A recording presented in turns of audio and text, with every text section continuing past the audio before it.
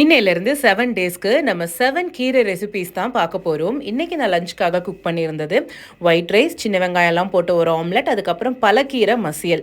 இது கூட பருப்பு போட்டு தான் இந்த மசியல் பண்ணியிருந்தேன். நம்ம அதிகமாக சாப்பிடாத சில கீரைகளோட ரெசிபீஸ் தான் இதில் நான் ஷேர் பண்ண போகிறேன். இந்த பலக்கீரை அப்படிங்கிறது கட்டாக கிடைக்காது. இந்த மாதிரி லூஸில் கவரில் போட்டு தருவாங்க. தொய்யக்கீரை, பண்ணக்கீரை, கோவக்கீரை, சிறுகீரைன்னு எல்லாமே மிக்சடாக இருக்கும். இது ஆக்சுவலி ரொம்ப ரொம்ப ஹெல்தி. ஸோ கண்டிப்பாக இந்த மாதிரி கீரை உங்கள் வீட்டு பக்கத்தில் கிடைச்சிதுன்னா சமைச்சு பாருங்கள். ஃபஸ்ட்டு பருப்பை கழுகிட்டு அது கூட மஞ்சத்தூள், கொஞ்சமாக விளக்கெண்ணெய், தக்காளி எல்லாம் போட்டு ஒரு விசிலுக்கு ப்ரெஷர் குக் பண்ணிக்கோங்க. கழுகி வச்சிருக்க கீரையை சும்மா கொஞ்சமாக தண்ணி வச்சு அதில் போட்டு நல்லா வேக வச்சுருங்க.